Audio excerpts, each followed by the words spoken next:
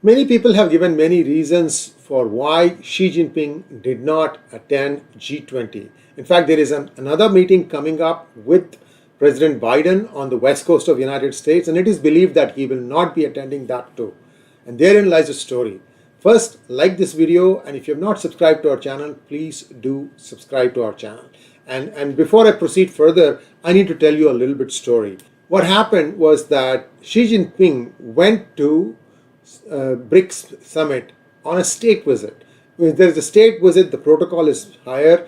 There is somebody who is fairly high up in the political administration of South Africa who will come and receive him. All that happened. What does not get said much is that anybody who could have toppled Xi Jinping was also on that entourage, which means Xi Jinping was so nervous that he might be toppled while on a trip to South Africa that he decided to carry all those people who might be a threat to him with him.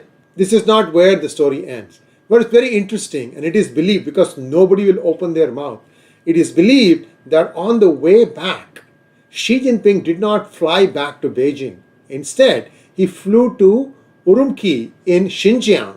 And from there, after spending a couple of days there, what is there to spend in a hostile territory like Urumqi?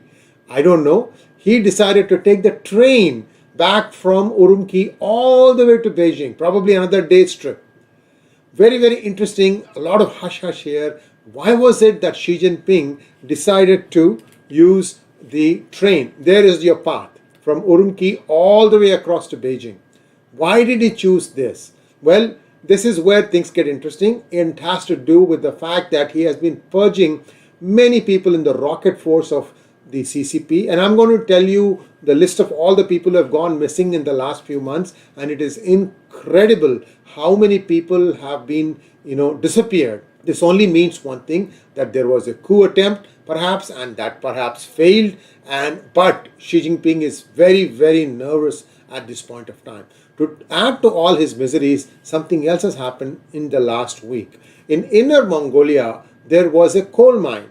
This coal mine was in a place called Ordos, and the coal mine was closed for a long time because of corruption, but then somebody came and bid for that, and then they decided to convert it into an open mine. Well, in this mine, which is having coal, there was also uranium.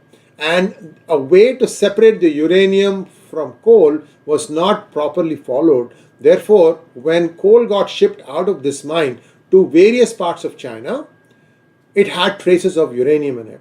Well, what happened was, after that, on 4th of September and 5th of September, many people started feeling asthmatic symptoms. In fact, just around that time, in Inner Mongolia, there was a thunderstorm. When there's a thunderstorm, usually things get pleasant in China, things get cleaner because of the dust settling down, On the contrary, what happened this time around was people started feeling asthmatic.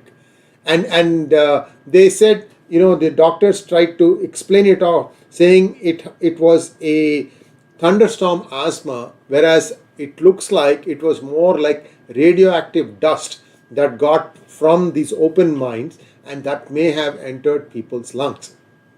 Many people have actually died, and the way they were buried in radioactive suits. That tells you that there is certainly some fear that there may be a radiation leak in and around China.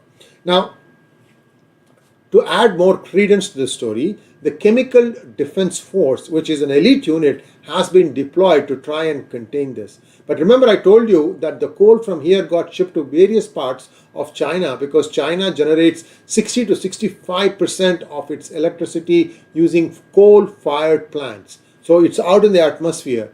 In fact, there is no better proof than the fact that the ambassador to China from United States has actually moved south, and he has tweeted with a picture of him taking the train from Beijing to Hubei, which is well down south. So why is this being done? Because Beijing is hardly 500 kilometers from Inner Mongolia.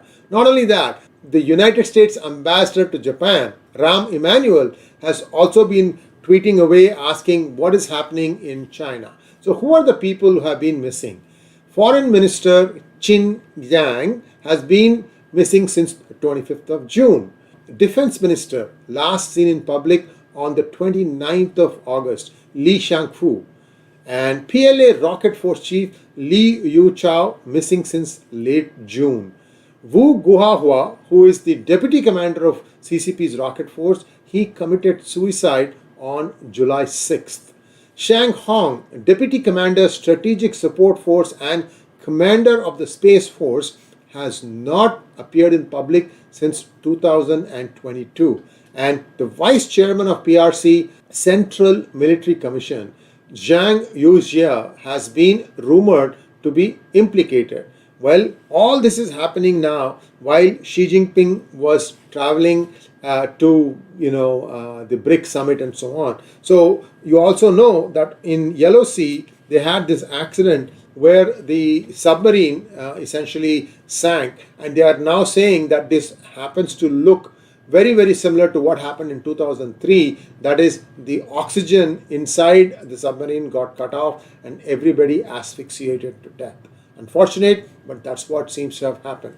So taking all this into account, what is going to happen next? Is Xi Jinping going to be continuing to be the ruler, or is there another revolt in the offing? It is believed that in the rocket force, which is very articulate and educated, because these are people who are using a lot of the computerized weaponry and so on and so forth, they are also pretty outspoken, I heard, from Chinese standard. So I believe, I'm just showing you 6 or 7 pictures here. It is believed that the number of people who have been made to disappear in the rocket force runs into 3 digits. 150, 999, we don't know. 3 digits is 1002 999. Nobody knows the number, but clearly Xi Jinping is very afraid right now, and he doesn't know where his opposition is going to come and attack, and I don't think he's going to have any plans of attacking Taiwan, at least in the near future, unless he really takes a brash move and says, okay, I'm going to quell all this and then go and attack Taiwan.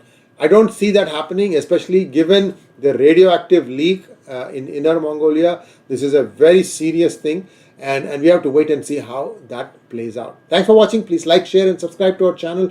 Don't forget to click on the bell button for notifications. Namaskar.